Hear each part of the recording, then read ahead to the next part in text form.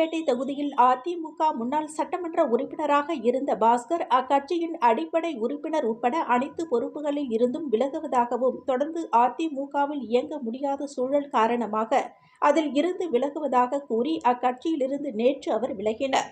இந்நிலையில் அவர் இன்று பாஜக மாநில தலைவர் வி.பி. ராமலிங்கம் தலைமையில் பாஜக மேலிட பொறுப்பாளர் நிர்மல்குமார் சுரானா முன்னிலையில் பாஸ்கர் பாஜகவில் தன்னை இணைத்துக் கொண்டார். விரைவில் பாஸ்கர் பிஜேபி மேலிட பொறுப்பாளர் நிர்மல்குமார் சுரானா ஆதரவுடன் பிஜேபியில் இணையும் விழா நடைபெற உள்ளதாக தகவல் வெளியாகியுள்ளது. ஒரு மாநிலத்தில் 2 நிர்வாக அதிகார மையங்கள் இருக்கக்கூடாது.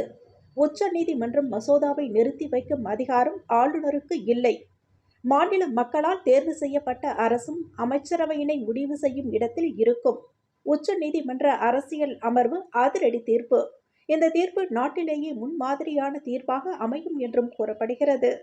விழுப்புரம் மாவட்டம் விக்கிரவாண்டி கிராமங்களில் சட்டமன்ற உறுப்பினர் அன்னியூர் சிவா சிறப்பு வாக்காளர் திருத்தப் பணியில் ஈடுபட்டு வரும் நிர்வாகிகளிடம் இதுவரை எத்தனை வாக்கிற்கான விண்ணப்பங்கள் கொடுக்கப்பட்டுள்ளது, மீதம் எவ்வளவு உள்ளன என்பதை குறித்து கேட்டறிந்து ஆய்வு மேற்கொண்டார்.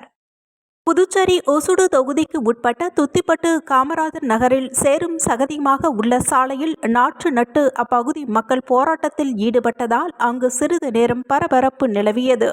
புதுச்சேரி ஒசூடு தொகுதிக்கு உட்பட்ட துத்திப்பட்டு காமராஜர் நகரில் சுமார் 1000க்கும் மேற்பட்ட குடும்பங்கள் வசித்து வருகின்றனர்.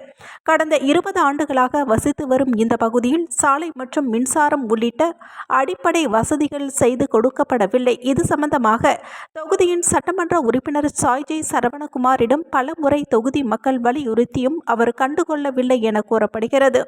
இந்நிலையில் கடந்த 3 தினங்களாக புதுச்சேரியில் பெய்த கனமழையினால் துத்திப்பட்டு காமராஜர் நகர் செல்லும் சாலை சேரும் சகதியுமாக காட்சியளிக்கின்றது. இதனால் சாலையில் நடக்க முடியாமல் அவதியுற்ற மக்களுக்கு பல்வேறு தொற்று நோய்கள் ஏற்படுவதாக குற்றம் சாட்டினர்.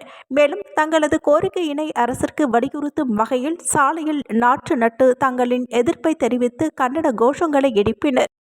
இலங்கை கடற்படையால் கைது செய்யப்பட்டு விடுவிக்கப்பட்ட காரைக்கால் மீனவர்கள் தாங்கள் சிறையில் இருந்த இக்கட்டான காலகட்டத்தில் தங்களுக்கு உறுதுணையாக இருந்த சமூக சேவகர் சார்லஸ் மார்ட்டினை நேரில் சந்தித்து நன்றியினை தெரிவித்துக் கொண்டனர்.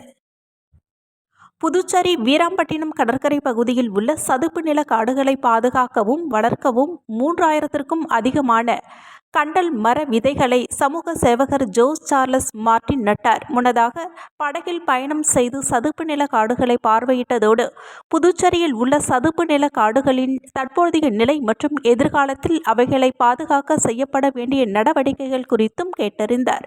இதில் ஜேசிஎம் மக்கள் மன்ற தலைவர் ரீஹன் ஜான்குமார் உள்ளிட்ட ஜேசிஎம் மக்கள் மன்ற நிர்வாகிகள் உடன் இருந்தனர்.